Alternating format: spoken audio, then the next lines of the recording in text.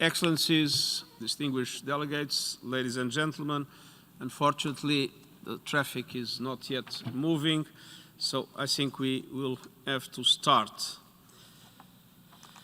The 402nd meeting of the Committee on the Exercise of the Inalienable Rights of the Palestinian People is called to order.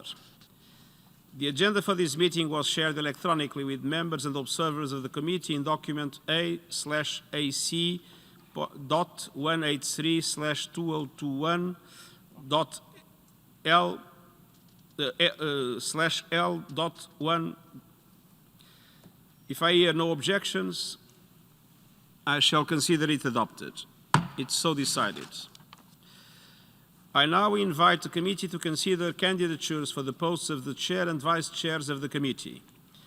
The Secretariat of the committee has received the following candidatures: His Excellency Mr. Sheikh Niang, Permanent Representative of Senegal, as chair; Her Excellency Ms. Adela Ras, Permanent Representative of Afghanistan, as vice chair; His Excellency Pedro Luis Pedroso Cuesta, Permanent Representative of Cuba, as vice chair; His Excellency Mr. Mohamed Kurniardi Koba, Chargé d'Affaires of Indonesia, as vice chair; His Excellency Mr.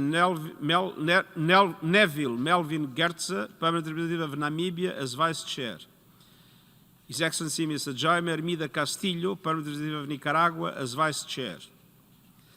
I've been informed that in addition to serving as vice chair on the Bureau, Her Excellency Ms. Adela Ras, Permanent Representative of Afghanistan, has also agreed to serve as the acting rapporteur until another committee member puts forward its candidature for the post.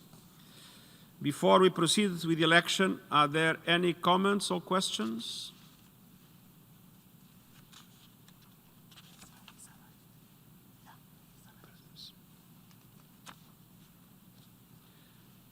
No comments? So, as there are no requests for the floor, I shall take it that the committee approves the proposal just made and unanimously elects His Excellency Mr. Sheikh Niang, Permanent Representative of Senegal to the United Nations, as chair of the Committee on the Exercise of the Inalienable Rights of the Palestinian People. And I also take it that the committee unanimously elects as vice chairs Her Excellency Ms. Adela Ras, Permanent Representative of Afghanistan to the United Nations; His Excellency Mr. Pedro Luis Pedroso Cuesta, Permanent Representative of Cuba to the United Nations; His Excellency Mr. Mohamed Kurniadi Koba, Chargé d'Affaires of Indonesia to the United Nations; His Excellency Mr. Neville Melvin Gertze, Permanent Representative of Namibia to the United Nations; and His Excellency Mr. Jaime Hermida Castillo, Permanent Representative of Nicaragua to the United Nations. It is so decided. I now invite His Excellency Mr. Sheikh Niang to take his seat at the podium.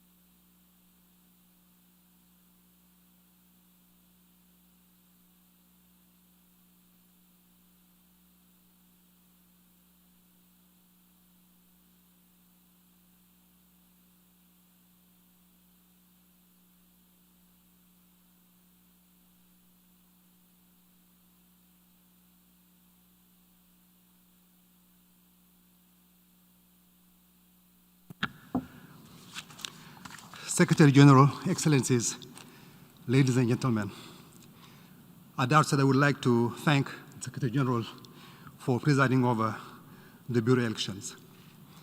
Allow me to acknowledge the presence among us of Mrs. Maria Luisa Viotti, Chef de Cabinet, and Mr. Mohamed Khaled Khiari, Assistant Secretary General for the Middle East, Asia and the Pacific for the Department of Political and Peacebuilding Affairs. Turning to item 3 on the agenda, I now have the distinct honor of giving the floor to Secretary General Antonio Guterres, who has taken the time to be with us and will deliver a statement. I have the floor, Secretary General. I was very honored to preside over the beginning of this year's first meeting of the Committee on the Exercise of the Inalienable Rights of the Palestinian People. My congratulations to the Chair, Ambassador Sheikh Niang, and other members of the Bureau on your election. Excellencies, the unresolved question of Palestine underlines the continued importance of the Committee. And this is affirmed by the General Assembly adoption last December and by large majorities of all the resolutions on the question of Palestine recommended by the Committee.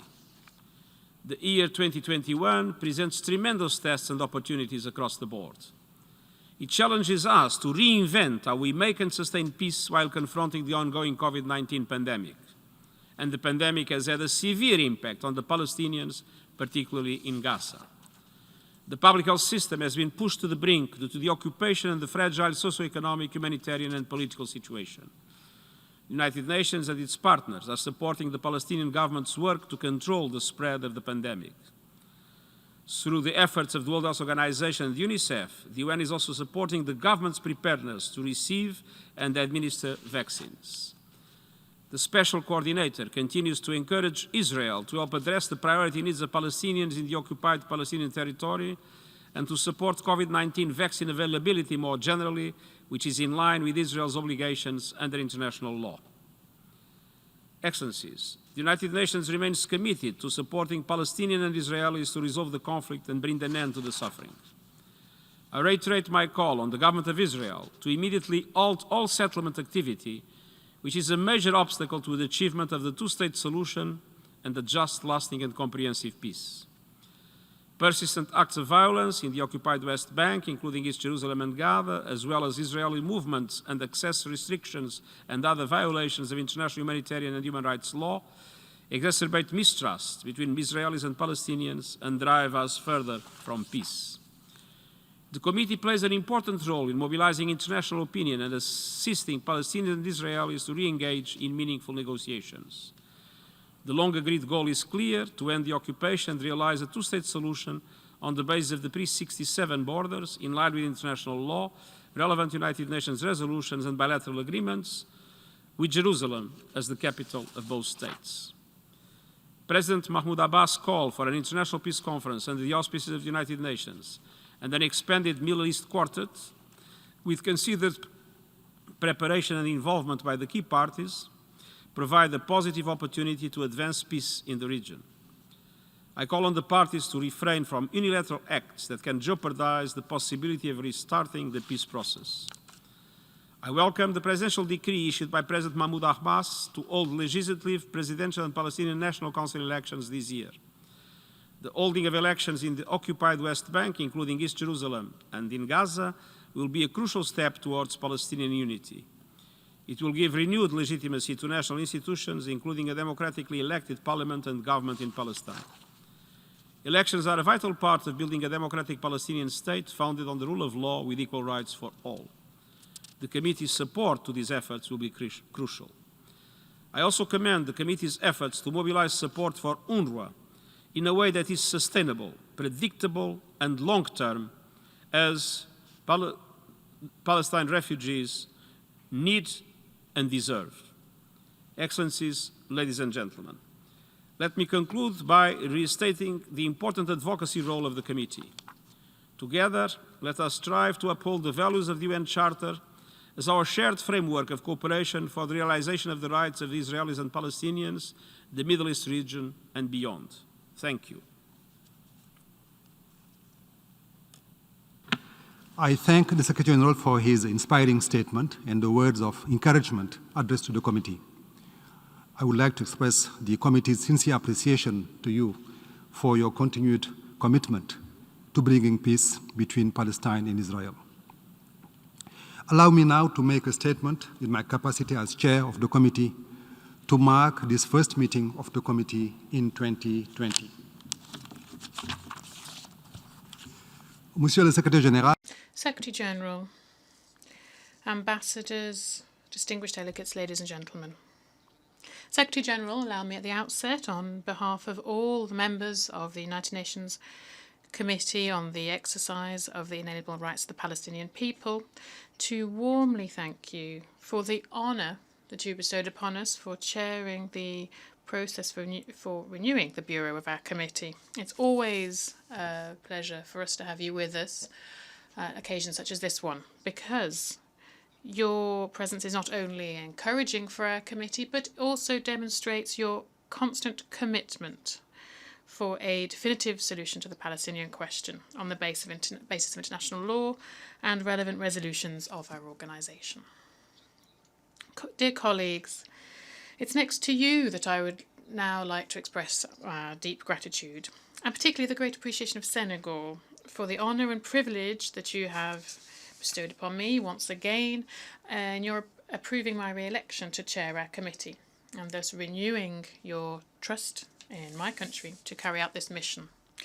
Naturally, it is with a great humility that I accept this re-election, and I would like to assure you of the continued commitment of Senegal and of its president, Macky Sall, to pursue alongside you in the necessary efforts to accomplish the mandate that Resolution A Res 3376 from the 10th of November 1975 bestowed upon us, i.e. working for the full realisation of the inalienable rights of the Palestinian people.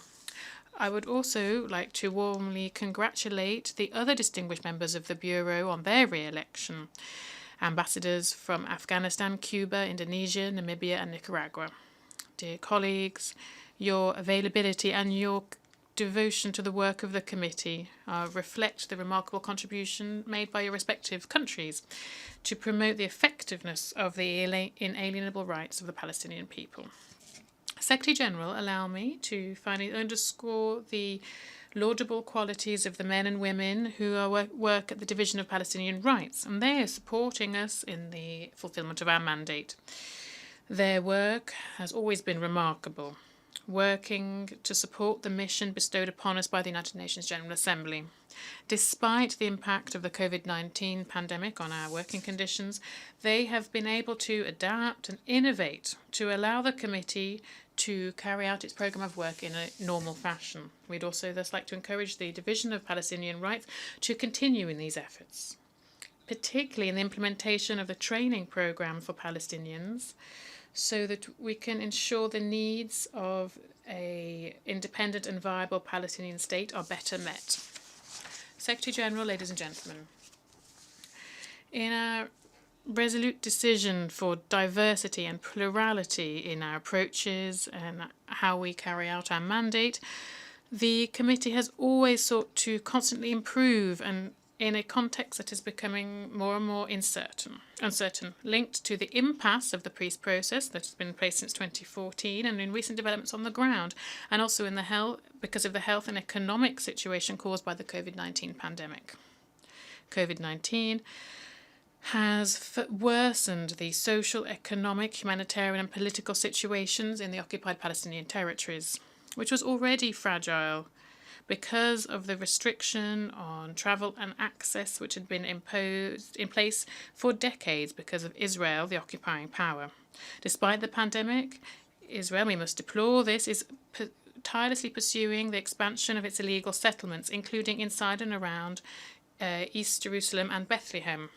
Indeed, recent announcement of the construction of almost 800 new housing units in the West Bank, on top of more than 12,000 units which were launched in 2020, the so-called retroactive regularization under Israeli law, and 2 further illegal outposts, and a new road that was opened in the Jerusalem region, which will separate Palestinians and Jewish settlers throughout the road, which was called Apartheid Road, even by Israeli media and human rights groups. All of this is further evidence that annexation is still on the agenda of the Israeli government. Do we still need to recall that Israeli settlements in occupied areas and the occupation itself are illegal under international law, as reaffirmed inter alia by Resolution 2334 from 2016 of the Security Council, and that these violations are a real obstacle to peace? The committee would wish to underscore here that the blockage to a definitive solution to the dispute between Israel and Palestine are well known. These are settlements and occupation, incitement to hatred and violence, and the catastrophic situation in Gaza, which are all, alas, factors that sap the trust between parties. In this connection, I wish to recall that the committee condemns, in line with its commitment to a peaceful solution to the Palestinian question, the committee condemns all forms of violence and all incitement to hatred, whoever the perpetrators may be or whatever their motivations may be. Moreover, on several occasions, the committee has echoed the concerns expressed on many times by numerous people as regards the way in which the Israeli authorities are deploying the COVID-19 vaccine, disregarding their obligations to guarantee public health in the occupied territories. Israel, as the occupying power, must respect its obligations under international humanitarian law, ensuring the provision of vaccinations to the Palestinian people under its control in Gaza and in West Bank, including in East Jerusalem, as well as those Palestinians who are prisoners or who are detained within their system. It is in this connection that I wish, on behalf of the committee, to invite Israel and the international community to ensure that these inalienable rights of the Palestinian people are respected and maintained, including the right to live in freedom and dignity in an independent and sovereign state. We all agree that only a lasting solution would allow us to face the challenges that we are facing beyond the Middle East, and these include terrorism and violent extremism, poverty and exclusion. Here, the committee is pursuing dialogue and cooperation with all actors, parties to the dispute, member states, civil society, academia, refugee associations, members of parliament and movements for young people and women, to drive forward our shared goal of a peaceful and definitive settlement to the Palestinian question. Here at this stage, I wish to reaffirm, on behalf of all the members of the committee, the United Nations position on the two-state solution, Israel and Palestine living side by side in peace and security within internationally recognized borders based on pre-1967 borders.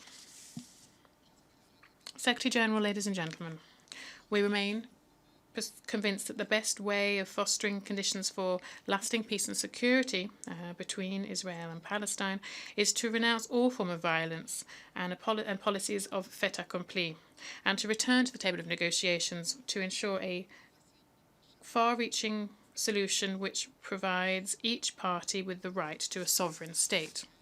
In this connection, the President of the State of Palestine, Mahmoud Abbas, launched an appeal for an international peace conference under the aegis of an expanded Middle East quartet, which would allow regional players to contribute to progress in the peace process. We support this appeal, and we are confident that you will pay it the necessary attention to the invitation that was extended to you to facilitate the resumption of the quartet's efforts to this end.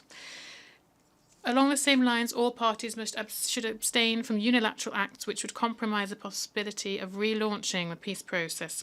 Israeli and Palestinian leaders must take this opportunity to resume serious negotiations to achieve a two-state solution, in line with international law and with the relevant UN resolutions.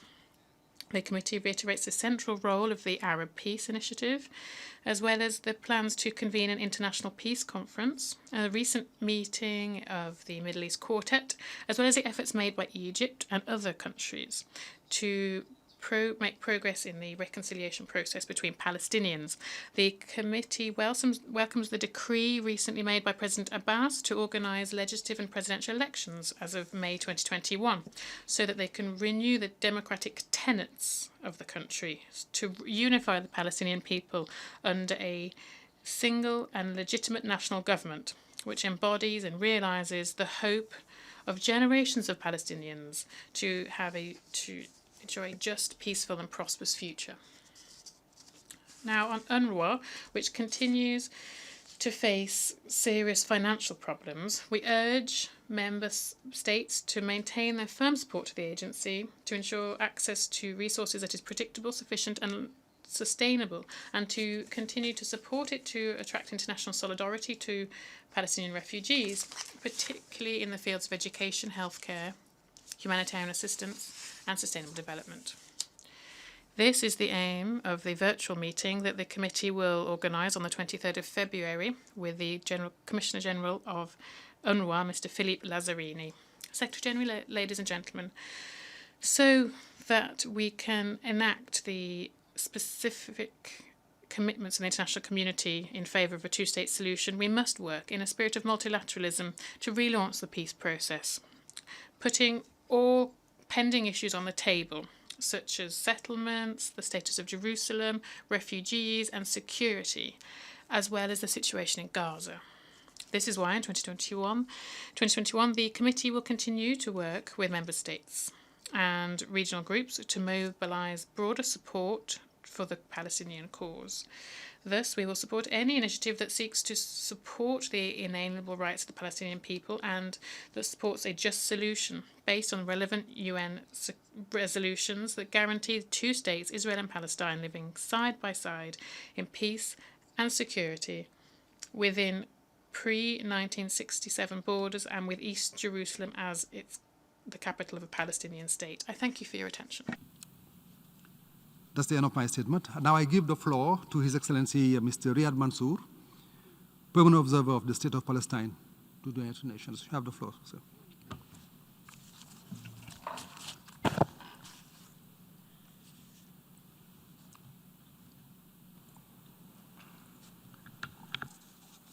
Excellencies, Mr.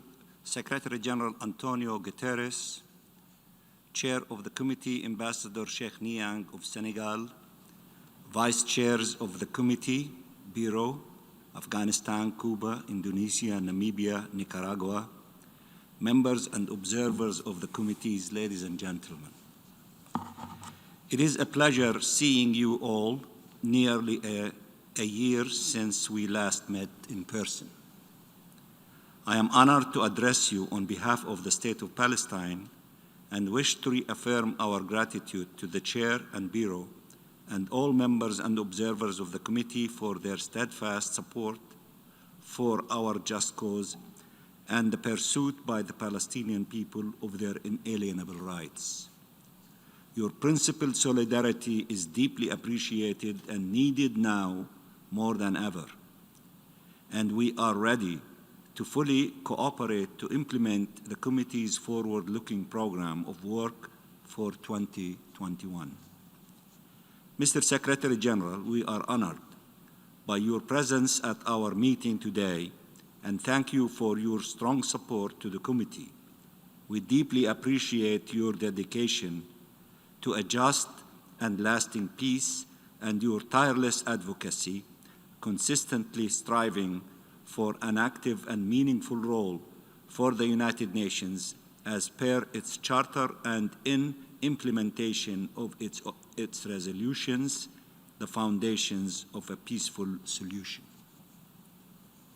Excellencies, dear friends, the past year brought immense challenges and changes for the international community, sparing no one and deepening existing vulnerabilities, inequities, and suffering around the world.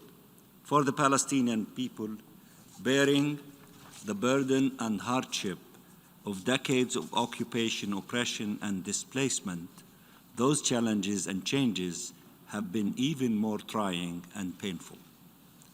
As the international community confronts the COVID-19 pandemic and array of other crises, from poverty and hunger to climate change, to conflicts and the grave humanitarian, socio-economic, and security consequences they are wreaking, the goal of building back better must be broad and inclusive. We appeal that Palestine not be the exception to these lofty goals. As we look towards the future, we must learn the lessons of the past to redress all that has diminished multilateralism and undermined respect for international law, not only impairing our collective abilities to overcome prevailing crises, but exacerbating them. Building back better makes it imperative to revive global cooperation to address the greatest challenges. The UN clearly remains at the center of these efforts, which must include action to resolve protracted conflicts and prolonged injustices. The longest on the UN agenda being the Palestine question, whereby an entire people is being deprived of the freedom, rights, dignity, equality, and the peace and security that all peoples yearn for and are entitled to. This committee is the essence of multilateralism and the commitment to international law as the keys for resolving this conflict. The foresight of those who preceded us and established the committee in 1975 should be recognized, for long before us they sought peaceful, diplomatic means in a spirit of dialogue, collective responsibility, and action as the path for a just solution. That same spirit is what is most needed today and being widely summoned to tackle other urgent global issues based on the rule of law and our common values and goals. So we regret the dismissal and even maligning of this committee by some, including by false accusations of bias or being anti-Israeli, denying to it the support it deserves for its positive, peaceful, multilateral mandate as enshrined in the relevant General Assembly resolutions. So today, we once again urge all states to support and cooperate with the UN Committee on the exercise of the inalienable rights of the Palestinian people as we seek together to realize peace. We need to mobilize collective efforts to achieve a just solution that guarantees the rights of the Palestinian people and establishes lasting Palestinian-Israeli peace and security. The basis of that solution is reflected in the long-standing international consensus, a consensus that remains strong despite cynical attempts in recent years to undermine and dismantle it. It has been repeatedly reaffirmed in this Assembly and in the Security Council, most recently at the high-level debate of the 26th January convened under the presidency of Tunisia, with the broad calls for serious efforts to bring an end to the Israeli occupation since 1967, to achieve the two-state solution on the pre-67 borders in accordance with international law and the relevant UN resolutions, and to realize the rights of the Palestinian people, including to self-determination and including a just solution for the Palestine refugees on the basis of General Assembly Resolution 194, numero 3. We have the tools to achieve these noble goals. General Assembly resolutions and Security Council resolutions over the decades, including Resolution 2334 of December 2016, have set forth the terms of reference and parameters for a just solution that have global backing. What is missing is the will. We appeal today for the will to learn from past mistakes and avert repeated failures, the will to uphold the law in all circumstances and to hold Israel, the occupying power, accountable for its flagrant and systematic violations, whether settlement, colonization of our land, displacement, collective punishment, and blockade of our people, or racist discriminatory policies that amount to apartheid, with a view to ending them and the suffering caused to the Palestinian people and to salvaging the two-state solution, and the will to implement UN resolutions without exception or bias for the promotion of human rights and a just peace and security. We appeal to the international community to act. We urge you, Secretary General, to continue your efforts to mobilize international action, including in terms of UN engagement within the quartet and with regional and other partners, including for the convening at the earliest possible date of an international peace conference, as called for by President Abbas, to revive a credible process to just resolve the Palestine question and realize Palestinian-Israeli peace. And we, in this connection, we appreciate your welcoming of the initiative of President Abbas in this connection, and we are ready and willing to work with you tirelessly in order to advance that process. And we also express our appreciation to the chairman of the committee, who also have expressed the support to the initiative of President Abbas, calling on you in collaboration with the quartet, the Security Council, and all concerned parties to move in the direction of peace. In this connection also, the decree of President Mahmoud Abbas calling for election this year is a significant step in facilitating this endeavor.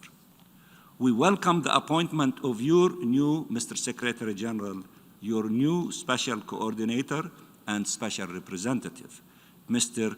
Tor Winsland, and are ready to work with him as well to address the needs of the Palestinian people at this critical moment. And in fact, I met with him, our Prime Minister met with him, our Foreign Minister met with him, and we are continuing the engagement with your representative. And all of that in cooperation with UN agencies on the ground and to overcome the persistent impediment to peace. We call for international support for these efforts, including urgent funding for UNRWA to address the dire situation on the ground, alleviate hardships, and restore hope. Excellencies, there are those who say that the problems are too many, the obstacles too great, and that now is not the time for grand initiatives for peace. Such views contradict the mandate and purpose of this committee and indeed the purposes and principles of the UN. For those denied their freedom, rights and dignity, the essence of human existence and survival, nothing is more urgent. How can we ever say that the time is not right to protect human rights, to end conflict, to make peace? We appeal to all to join us in working for a just solution that will allow the Palestinian people to fulfill their inalienable rights, including to self-determination and the independence of their state of Palestine, with East Jerusalem as its capital, living side by side on the basis of the pre-67 borders with Israel and all of its neighbors in peace and security, a peace that will be the true cornerstone of peace and stability in the Middle East. In closing, I wish to again thank the Secretary General for joining us today, to congratulate the Chair and Bureau on their re-election, and to reiterate our thanks to the committee as well as the Division for Palestinian Rights for their tireless efforts in support of and solidarity with the Palestinian people, and also all the states, intergovernmental organizations, and civil society groups extending their support to the committee and solidarity to our people. Looking forward to working with all of you to revive hope and make real progress towards a more just and peaceful future. Mr. Secretary General, we are ready and willing to work with you during the remaining part of your tenure and looking forward for your second tenure, because we need you, the UN needs you, the Palestinian people need you, peace needs you more than ever. Thank you very much, Mr. Chairman. I thank His Excellency Mr. Riyad Mansour for his important statement and for his kind words addressed to the Bureau.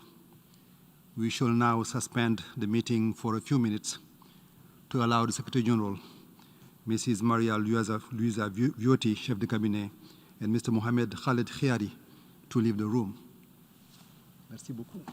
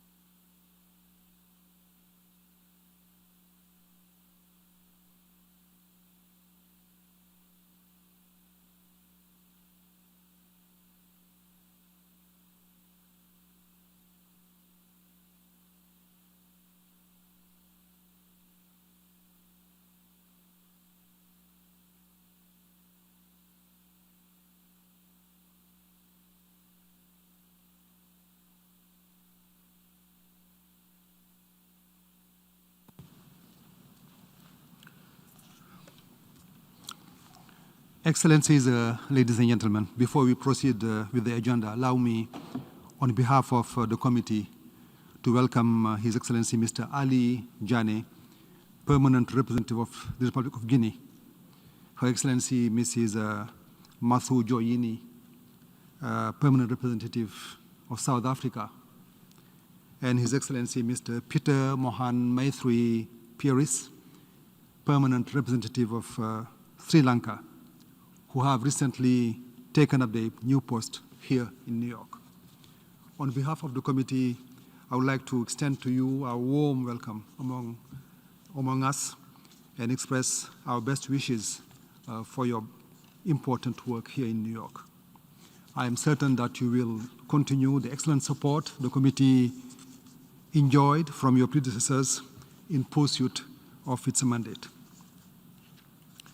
Excellencies, ladies and gentlemen, we shall now move to agenda item 4 on the agenda, the adoption of the draft program of work of the committee contained in document A/AC183/2021/L2, which is before you and which was circulated by the Secretariat to all committee members for comments. The new format of the program of work is aligned with the annual report of the committee, and it highlights in a more streamlined manner the planned activities, linking them to the mandate and objectives of the committee. I will briefly introduce the draft program to the committee. Section 1 outlines the mandates of the committee and the Division for Palestinian Rights as contained in relevant resolutions of the General Assembly adopted at the 75th session. Section 2 enumerates the priority activities of the committee and the division for 2021. In particular, the committee will continue to engage influential member states, follow and consider the impact of the dynamic situation of the Middle East in the Middle East peace process, and be flexible to accommodate and carry out additional tasks under the program of work 2021. Priorities will be centered around 4 main aspects of the mandate. 1, mobilization of the community, of diplomatic community, including under subsection A, action at AU headquarters, observance of International Day of Solidarity with the Palestinian People, and advocacy at regional and intergovernmental meetings. 2, subsection B focuses on raising awareness on the question of Palestine, including 2021 conferences and events, the publications program, and the website United Nations Information System on the question of Palestine. 3, subsection C highlights the committee's cooperation with intergovernmental organizations, non-governmental interparliamentary organizations, as well as UN system entities. 4, finally, subsection D informs about the planned capacity building program for staff of the government of the State of Palestine. Section 3 refers to the practice of continuing review and assessment of the activities carried out annually. Excellencies, ladies and gentlemen, we count on your active engagement in the successful implementation of the committee's program of work and realization of the mandate of this committee. I now open the floor for any comments you may have before we adopt the 2021 program of work. Are there any comments on the program of work? If there are no comments, may I take it that the committee wishes to approve its program of work for 2021 as contained in document A/AC183/2021/L2. It's so decided. I would like now to inform you about recent and upcoming activities of the committee that have relevance for our work in 2021, particularly those that have taken place since its last meeting on 29 November 2020. Before I proceed, I wish to thank committee members and others for their strong show of support at the events organized in observance of the 2020 International Day of Solidarity with the Palestinian People, held in New York and overseas in November.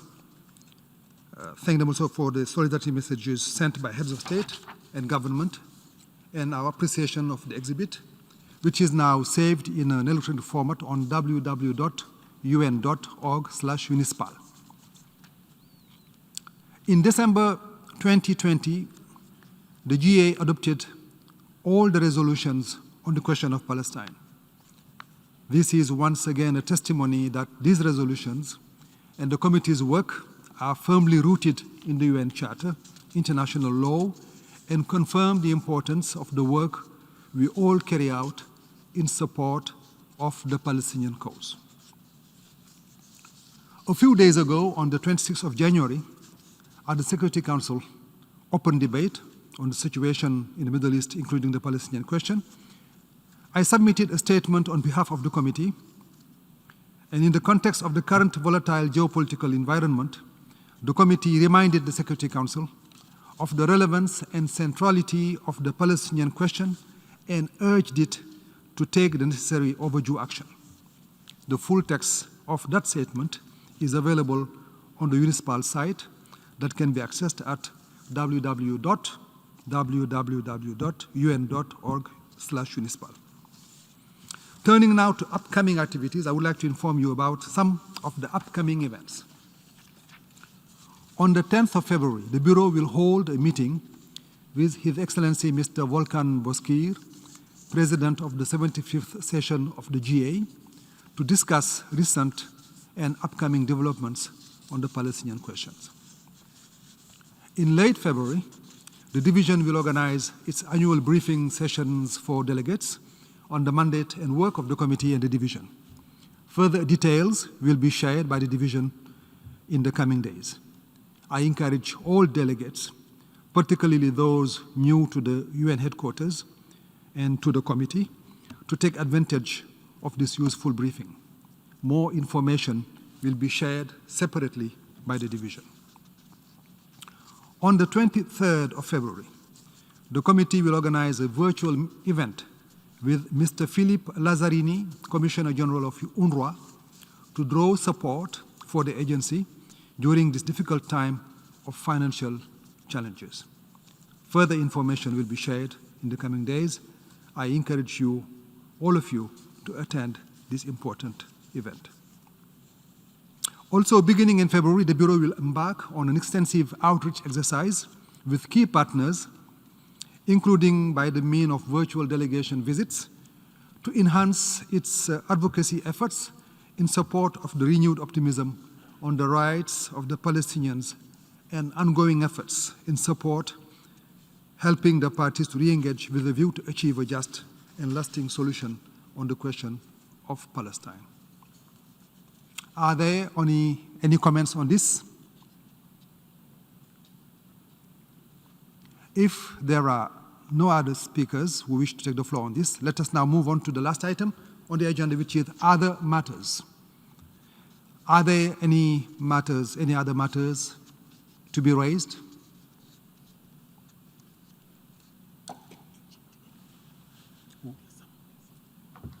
Indonesia? Indonesia, you have the floor. Okay, I can see it here. Thank you, Chair, for giving me the floor. At the outset, allow me to take this opportunity to congratulate you, the Chair, for your appointment and my fellow Bureau members for the election. Indonesia would also like to extend its appreciation to the Secretary General for his strong commitment to supporting a just and comprehensive peace for the Palestinian cause based on United Nations resolution, international law, and the two-state solutions. The continuously changing situation on the ground requires the committee to redouble its effort in advancing the cause of the Palestinian people. The committee needs to continue to strengthen its engagement with other countries and its cooperation with the United Nations to ensure that the aspirations of Palestinians are taken into account. Furthermore, it is also important that Palestinian people continue to receive economic and development support, as well as humanitarian assistance, including access to much-needed vaccine in the midst of current pandemic. Therefore, today, the role of the committee is more relevant and pressing than ever. Rest assured of my full commitment to work together to achieve committee's mandate to the fulfillment of the inalienable rights of the Palestinian people. Let me once again assure you that Indonesia will remain steadfast and unyielding in its support to the Palestinian cause. Thank you, Mr. Chair. I thank the Ambassador of Indonesia for his statement. I now give the floor to Egypt.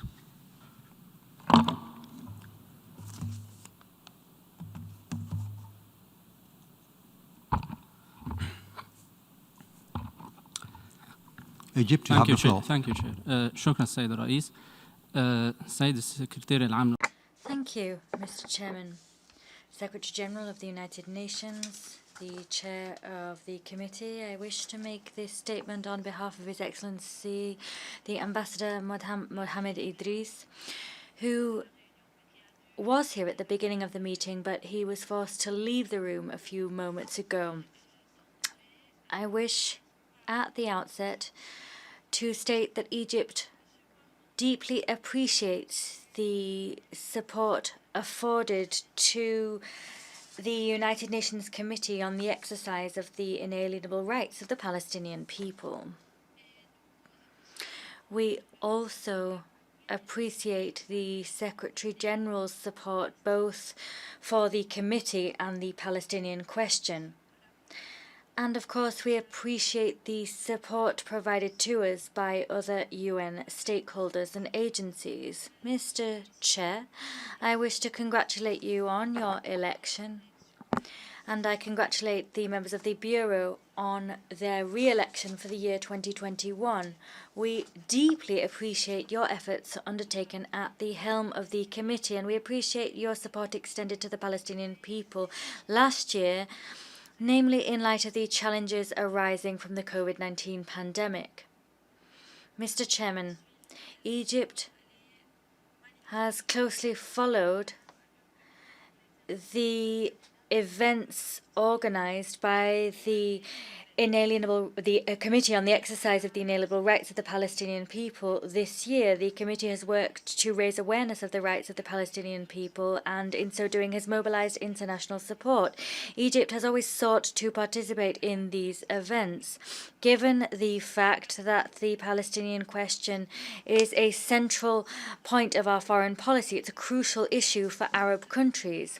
Mr. Chairman, Egypt will continue to support the Palestinian question in all regional and international bodies and together with all partners, and this in order to achieve a lasting just peace in the Middle East through the independence of the Palestinian state in line with pre-4th June 1967 lines. This state would have East Jerusalem as its capital, and the solution would be in line with the peace process mandate. Egypt hopes to see negotiations between Israeli and Palestinian parties resume as soon as possible. We hope that an enabling environment will be created for the resumption of these negotiations through tangible measures taken on the ground. Such measures should make it possible to mitigate the suffering of the Palestinian people, namely the humanitarian suffering and that prompted by the COVID-19 pandemic. We need to extend support to UNRWA and lift these senseless blockades so that UNRWA can have the financial means it needs to put an end to discharge its mandate. We need to eradicate the Israeli practices which undermine the two-state solution, namely settlement activity. Mr. Chairman, the activities of the Committee for the Exercise of the Inalienable Rights of the Palestinian People cannot be separated from efforts undertaken at an international level. Of course, the committee's work supports that undertaken at an international level and by the Palestinian people. That's why we hope the committee will continue in its work. We also appreciate the support afforded to the committee by the Secretary General for the same reason. We hope that this support will continue until the Palestinian people is able to enjoy their inalienable rights and enjoy freedom in a state with East Jerusalem as its capital. Thank you. Chers collègues, Thank you, colleagues, and thank you to Ambassador Idris for the statement of Egypt. I now give the floor to India.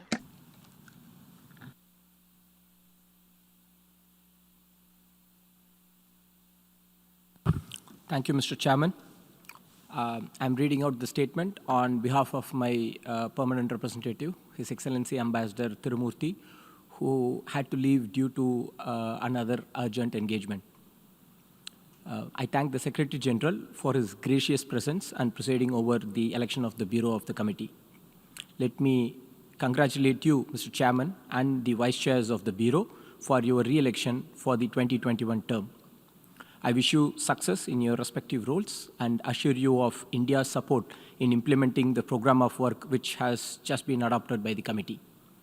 I wish to recall that the Bureau had a successful visit to India last year, during which, Chairman, you had very productive discussions on many issues relating to the Israel-Palestine conflict.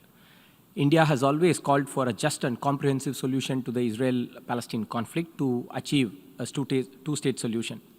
In addition to our political support, India has also been consistently supporting Palestinian authorities' efforts through projects and capacity and institution building. We've also enhanced our annual contribution to UNRWA to $5 million in response to the financial crisis faced by the agency. As a member of this committee and as a member of the Security Council in 2021-22, India will play a constructive role towards a peaceful, comprehensive and lasting solution to the Palestinian conflict. We will be joining in UNRWA's advisory committee this year and will continue our positive contribution to the strengthening of the agency's humanitarian efforts. Thank you, Mr. Chairman.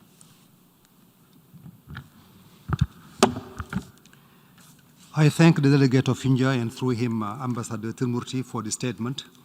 Our thanks also for the very good reception the delegation of the committee received when we visited India some months ago. I now give the floor to Afghanistan.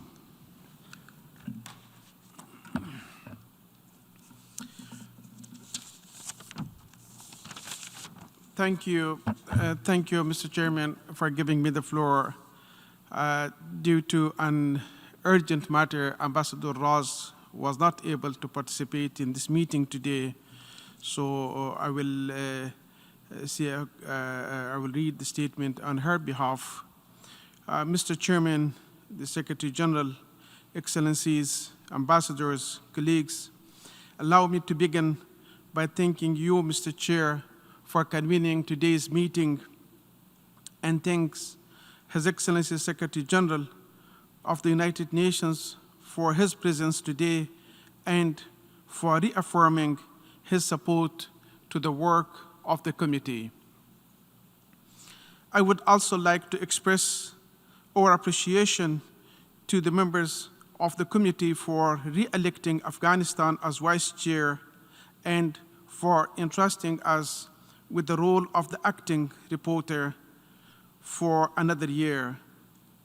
As always, Afghanistan is honored by your confidence and will continue to perform its role with full determination and commitment to the realization of the inalienable right of the Palestinian people. Mr. Chairman, 2020 was a challenging year for the work of the committee. Due to the COVID-19 pandemic, we had to reduce the number of in-person meetings. However, I am pleased that under your able leadership and with the excellent support provided by the Division of the Palestinian Right, we have been able to adopt the new circumstances and ensure the continuity of the work of this committee. This year, we must continue to enhance our efforts in line with the mandate of the committee and the Secretary General's visions to mobilize international support for the realization of long-awaited, just and lasting solution to the ongoing conflict. We should continue to support every initiative aimed at the advancement of the Palestinian cause, including convening of the International Peace Conference early this year, as proposed by His Excellency President Mahmoud Abbas, in order to resume genuine peace talks. Mr. Chairman, let me take this opportunity to emphasize that the cause of the Palestinians remain to a very dear cause for the people in government of the Islamic Republic of Afghanistan. As a nation with a strong belief in Islamic values and of unity and fraternity, and one of that has seen conflict and destruction for more than 4 decades, the people of Afghanistan fully sympathize with the Palestinian brothers and sisters and will continue to stand with them toward the realization of their desire for self-determination. The Afghanistan government has utilized different forums and platforms to raise the urgency of the two-state solution, leading to establishment of an independent Palestinian state with pre-1967 border and with the East Jerusalem as its capital. In conclusion, I would like to reiterate our gratitude to this committee for entrusting Afghanistan with the roles of vice chair and reporter in interim. Please continue and count on Afghanistan's support as we move ahead with the implementation of our work program for the year 2021. I thank you, Mr. Chair. Ambassador, thank you. Thank you to you and to Ambassador Ras for this statement and for the commitment of Afghanistan in the work of the committee and of the Bureau. I now give the floor to Namibia.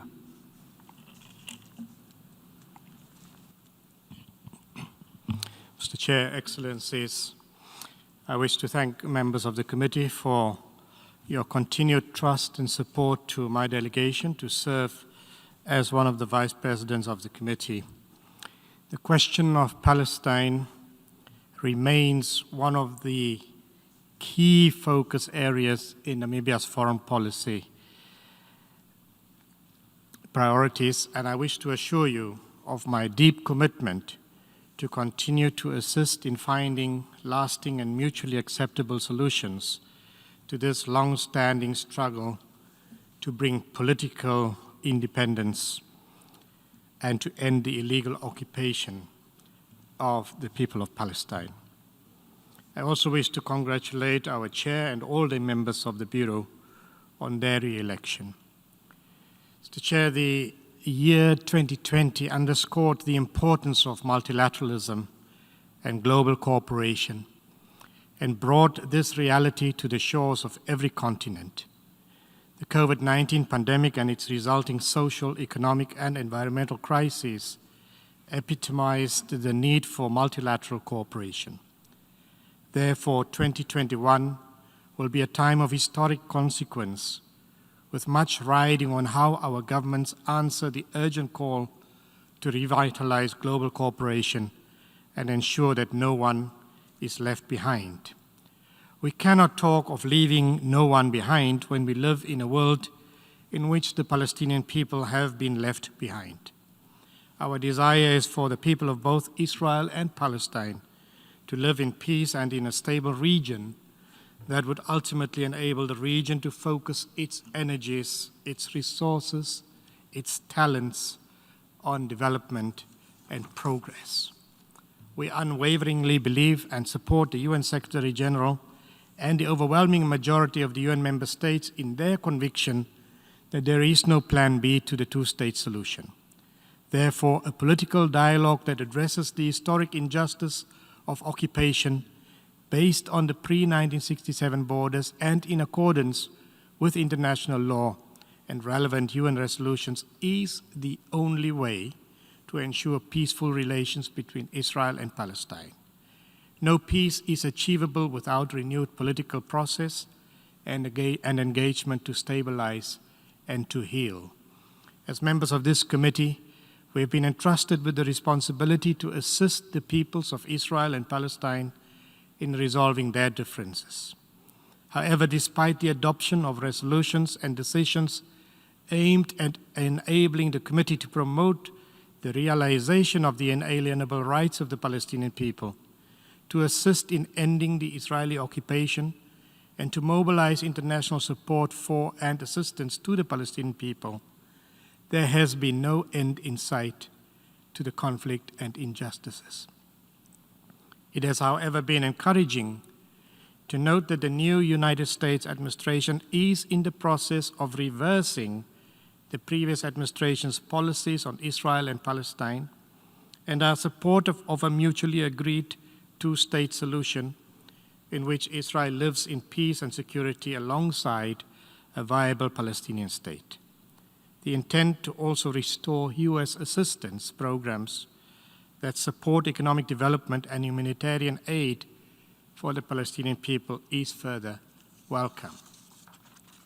Mr. Chair, I wish to, in this brief comments, conclude by reaffirming Namibia's unequivocal commitment and full solidarity with the cause of the Palestinian people to be able to exercise their inalienable right in an independent state of Palestine with East Jerusalem as its capital and as a rightful member of the United Nations and all its specialized agencies in order to secure its long overdue rightful place among the global community of nations.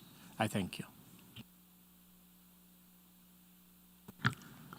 Ambassador, dear Vice Chair, thank you for your statement and thank you for the constructive engagement of yourself and your country, Namibia. I give the floor to Nicaragua.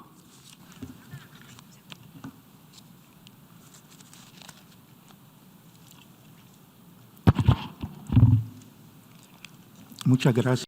Thank you very much, Mr. Chairman.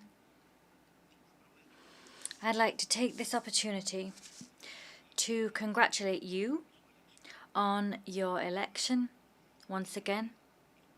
And I'd also like to congratulate the other members of the Bureau, their Excellencies, the ambassadors of Afghanistan, Cuba, Indonesia, and Namibia. We are grateful for the trust that the committee's members have once again placed in Nicaragua. They have entrusted to us a moral and historic responsibility that we will shoulder with a great sense of devotion. Since the triumph of the Sandinista revolution in 1979, we have always stood firm in our support of the Palestinian people. We've always championed the creation of a Palestinian state with East Jerusalem as its capital. It should exist on the basis of 1967 lines and should coexist in peace and harmony. with the Israeli neighbours, and indeed those are goals sought by this committee, of which we are proud to be a part. Hegemonic policies have continued to be enforced. This year, now more than ever before, we should stand steadfast alongside our commitments and show ourselves able to overcome emerging challenges. Nicaragua is convinced that there will be peace and stability in the Middle East once we resolve the question of the inalienable rights of the Palestinian people and ensure the Palestinian people can uphold these rights through a true two-state solution which will coexist in peace and security, and which will exist in line with relevant UN resolutions and exist in such a way as to meet the legitimate aspirations of the Palestinian people. We should also recall the rights of the Palestinian people to sustainable development and to the full implementation of Agenda 2030 and the Sustainable Development Goals contained therein. Mr. Chairman, it is only in achieving the aforementioned goals that we will be able to achieve a just and lasting peace in the Middle East. Thank you.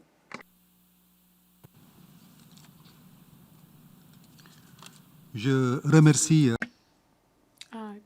du Nicaragua et vice-président. I thank the Ambassador of Nicaragua and Vice Chair of the committee, and I thank him for his statement and for the continued commitment of his country and that of him personally. I now have the pleasure of giving the floor to the Ambassador of Cuba. You have the floor.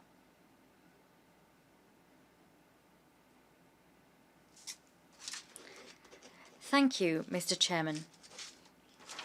Mr. Chairman, first of all, we wish to convey our gratitude to the members of the committee for the trust placed in the Bureau and for having elected us for the 2021 period. We extend our congratulations to the Ambassador, Permanent Representative of Senegal, on his election to the chairmanship of the committee. Moreover, I'd like to congratulate our colleagues from Afghanistan, Indonesia, Namibia, and Nicaragua. Together with Cuba, these ambassadors have been elected as vice chairs. We are also grateful to the Secretary General for attending this first meeting of the year 2021. His attendance is a demonstration of his continued support for the committee to ensure that the United Nations can continue in its effort to resolve a long-standing conflict, which, as we are all aware, undermines international peace and security. The most immediate victim of this conflict is the Palestinian people. There can be no doubt that the Israeli-Palestinian conflict is the core of conflict in the Middle East at large. We need committed and renewed effort on the part of the international community, including this committee, to create the tools necessary to forge ahead and solve this conflict. Mr. Chair, the decision by the United States to consider Jerusalem as the capital of Israel and to move its embassy to Jerusalem has seriously undermined the efforts undertaken by the international community to resolve the conflict since the 6th of December 2017. Cuba has expressed the fact that it roundly condemns the unilateral declaration by the then President of the United States regarding Jerusalem. This was a grave, flagrant violation of the United Nations Charter and international law and the relevant resolutions of the United Nations.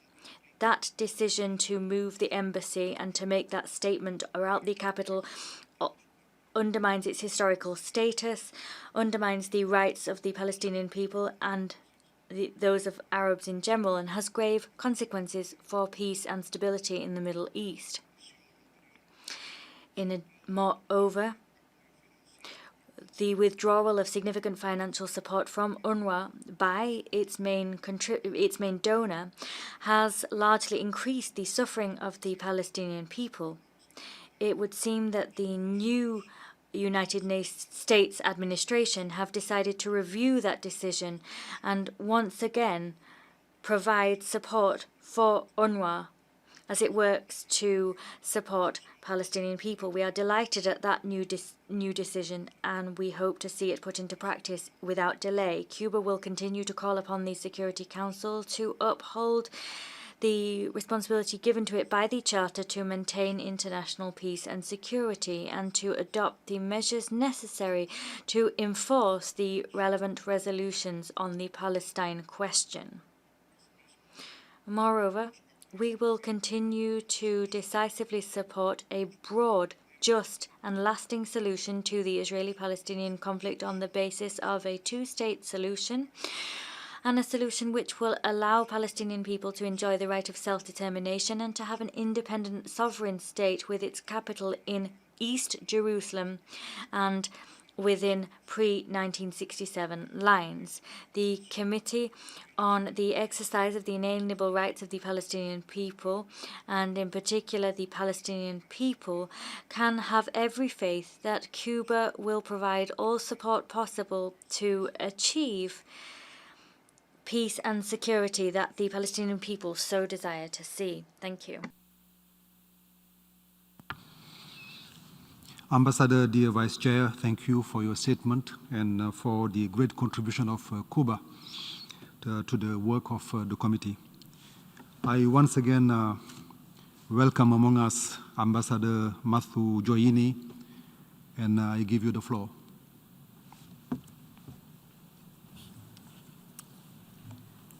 Thank you, Chairperson, Ambassador Sheikh Niang, Permanent Representative of Senegal, for convening this first meeting of the Committee on the Exercise of the Inalienable Rights of the Palestinian People.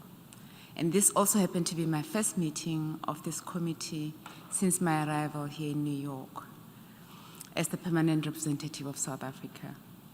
I thank you, Chairperson, for your warm words of welcome to me and my other colleagues.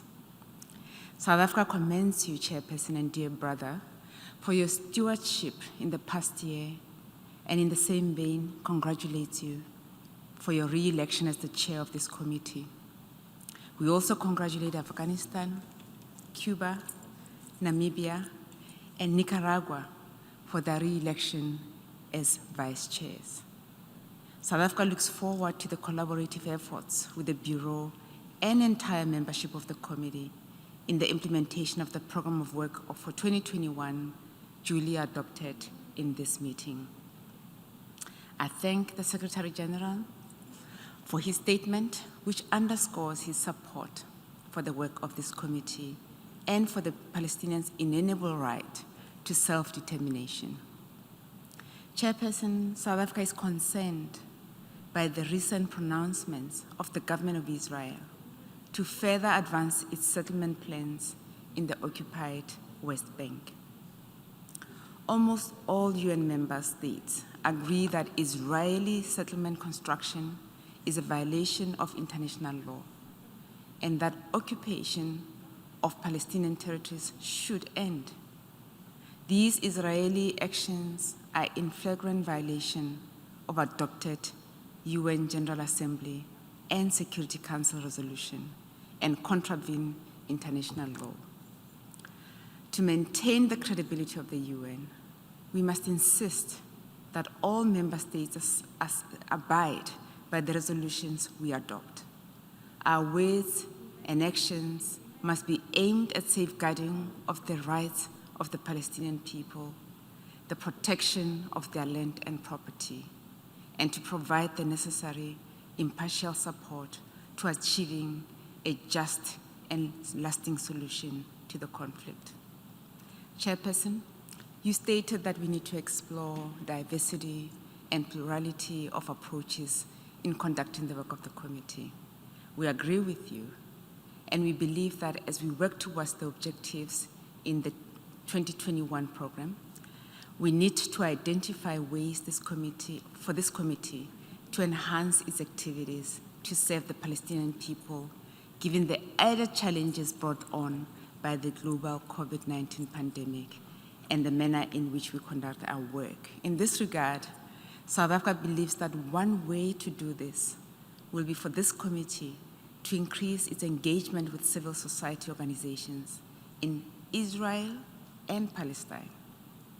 These organizations play an important role in enhancing transparency and empowering Palestinian communities.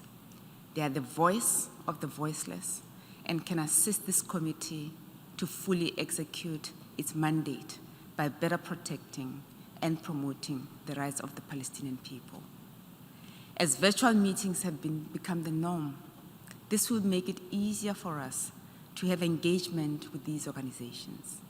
It will also improve the visibility of the committee's work. We note the work plan does make the provision for this, and we will support more of these initiatives. Chairperson, with a decree issued by the Palestinian President Mahmoud Abbas on 15 January 2021 to hold legislative, presidential, and national council election in Palestine later this year, 2021 may pose to be an important year for the Palestinian people. To this end, South Africa urges relevant organs of the UN and the international community to support efforts aimed at establishment of a viable Palestinian state, existing side by side with Israel within internationally recognized borders based on those existing on 4 June 1967, with East Jerusalem as its capital, in line with all relevant UN resolutions, international law, and internationally agreed parameters. In conclusion, Chairperson, I assure you, the committee and the delegation of the Permanent Observer Mission of the State of Palestine that South Africa will continue to actively support and participate in the work of this committee. I thank you. Ambassador Joini, dear sister, thank you for your statement. Thank you for your thoughtful ideas, those ideas you have shared with us, and thank you for your kind words. We appreciate the steadfast and principled engagement of South Africa to the question of Palestine, and we will definitely count on you in conducting the work of this committee. I now give the floor to Lebanon. Thank you, Mr. Chair. I would like to thank you and the members of the Bureau of the Committee on the Exercise of the Inalienable Right of the Palestinian People for your continuous efforts in directing the work of the committee, and to congratulate His Excellency Ambassador Sheikh Niang on his re-election as chair of the committee, and the members of the Bureau as well on their re-election, and to thank the Secretary General for his speech. Mr. Chair, the committee has made an outstanding effort to keep the Palestinian question in the spotlight through organizing conferences, seminars, and other activities. Such events bring to the attention of the members of the United Nations and to audiences around the world the daily challenges faced by the Palestinians under occupation and blockade. It also gives voice to civil society to discuss and think about ways that are conducive to helping Palestinian people realize their goal of living in a free state. Mr. Chair, the Palestinian question has dragged on for years without any fair, comprehensive, and permanent solution in sight.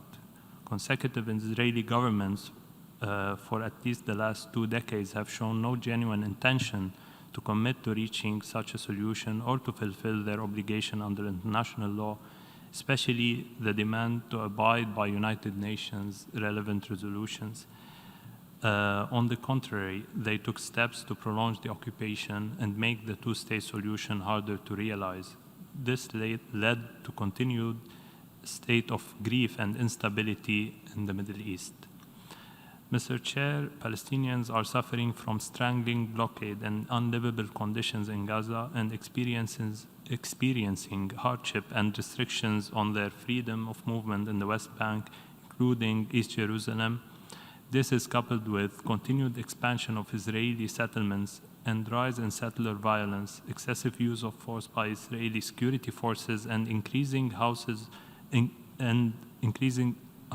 and structures demolitions by Israeli authorities, as documented by relevant Secretary General reports. The latest Israeli transgressions are the decision by the Israeli government to build 800 settlement units in the West Bank and East Jerusalem and issuing tenders for building 2,500 others, thus continuing to cause irreversible damage to the contiguity of the State of Palestine and the viability of the two-state solution on the pre-1967 borders. Such policies and practices are in clear breach of international law, human rights law, and in breach of Israel's obligation as an occupying power, and should not go without accountability. Once again, we stress that the solution to the Palestinian question must be just and comprehensive and based on the international legality and rooted in relevant UN resolutions, especially resolutions 242, 338, and 2334, and the Arab Peace Initiative. Mr. Chair, we welcome the recommitment of the new U.S. administration to the two-state solution and hope that this position will restart the international efforts to hold meaningful negotiations in that respect, and we welcome the U.S. administration's plans to restore aid to Palestinians and reopen diplomatic missions that were closed by the previous administration, as stated by the chargé d'affaires of the U.S. mission during the last Security Council session on the Middle East. We also welcome the Secretary General announcement in his latest interview with the Washington Post when he expressed his expectation that the quartet could meet in the coming weeks to discuss peace in the Middle East. This is very encouraging, and we hope it will be the beginning of a process that leads to resumption of negotiations that will eventually meet the national aspiration of the Palestinian people in living in peace and in a state of their own with East Jerusalem as its capital. We also stress the importance of supporting UNRWA politically and financially, particularly at these difficult times due to the deteriorating socioeconomic conditions that the Palestinians are facing. A situation that is aggravated by the spread of COVID-19 pandemic. And in that respect, it is equally important to provide the Palestinian people with the COVID-19 vaccines and the necessary medical supplies and equipment to help the Palestinian Authority in confronting the pandemic. I thank you, Mr. Chair.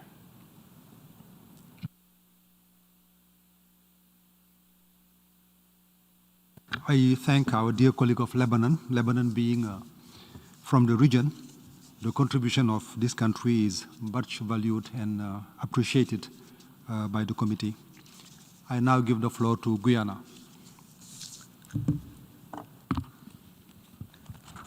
Thank you very much, Mr. Chairman, and let me congratulate you too on your re-election as chair of this committee.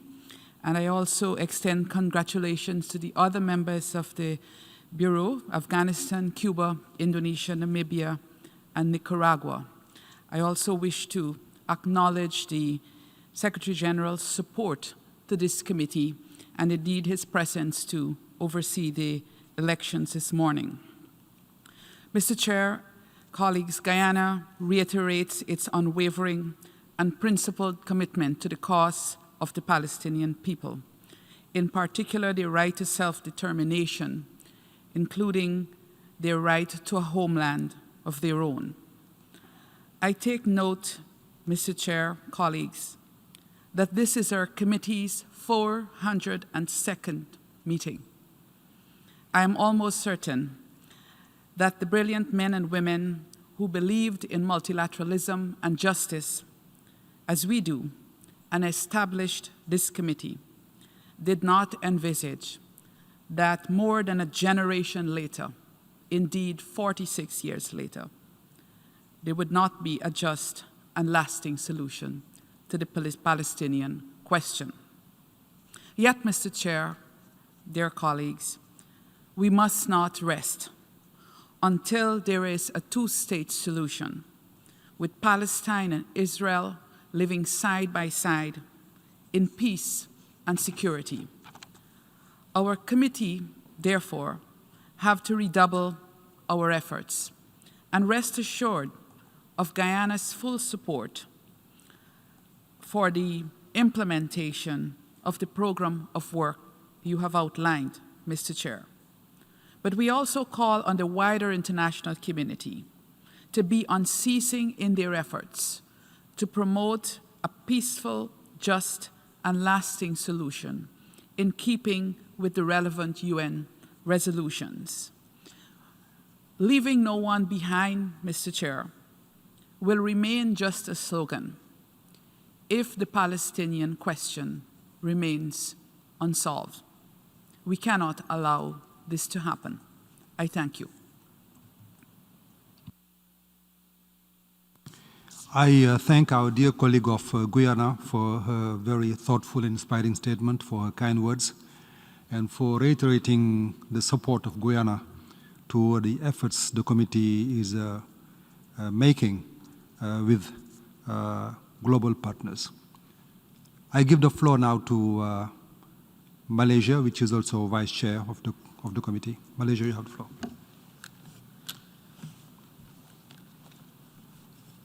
Mr. Chair, at the outset and on behalf of my permanent representative who has just left for other urgent commitment, I wish to congratulate you and the Bureau members on your re-election today. Please count on my delegation's support to you and the work of the committee this year. Mr. Chair, allow me to take this opportunity to reaffirm Malaysia's solidarity and unequivocal support to the Palestinian people in their decades-long pursuit for their inalienable rights to establish an independent and sovereign state of Palestine based on the pre-1967 borders with East Jerusalem as its capital. I would like also to commend Mr. Secretary General for reaffirming the established position of the UN on the Israeli-Palestinian conflict. Malaysia will continue to play an active role in seeking a just and lasting solution to the conflict, including through this committee and through our membership in the Special Committee to investigate Israeli practices affecting the human rights of the Palestinian people and other Arabs of the occupied territories. Malaysia is pleased and honored to collaborate with this committee in hosting the International Conference on the Question of Palestine from 28 to 29 February last year in Kuala Lumpur with the theme Southeast Asian Support for the Rights of the Palestinian People.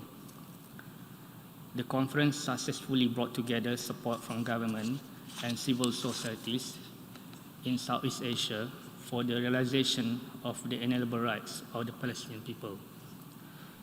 Mr. Chair, we also take this opportunity to welcome the decree issued recently by President Mahmoud Abbas to hold legislative and presidential elections this year. We are confident that the elections will contribute to the promotion of a strong and inclusive democratic institution in Palestine. At the same time, it would also contribute positively to the attainment of sustainable peace through a negotiated two-state solution. We also note that the committee will convene a virtual meeting with the Commissioner General of UNRWA, Mr. Philip Lazzarini, on 23rd February, with a view to help mobilize international solidarity with Palestinian refugees and UNRWA. In this regard, let me reiterate Malaysia's unwavering commitment to the work and mandate of UNRWA. In closing, allow me to reaffirm Malaysia's support to the Palestinian people in their quest for fundamental rights, particularly their inalienable rights to self-determination and their rights for a dignified life, justice, and prosperity. Thank you, Mr. Chair. I thank our dear colleague from Malaysia and also to our friend, the PR of Malaysia. I would like to thank Malaysia for its engagement. Actually, Malaysia is so active in the committee that I have just promoted you as a vice chair, but you are not vice chair. So thank you very much. And a testimony of your engagement was the conference which was held, as you mentioned, in Kuala Lumpur a few months ago, which was very successful. And we were very impressed by the way the Malaysian authorities got involved in the conference, which was really a great success. Once again, thank you. I now give the floor to Sri Lanka.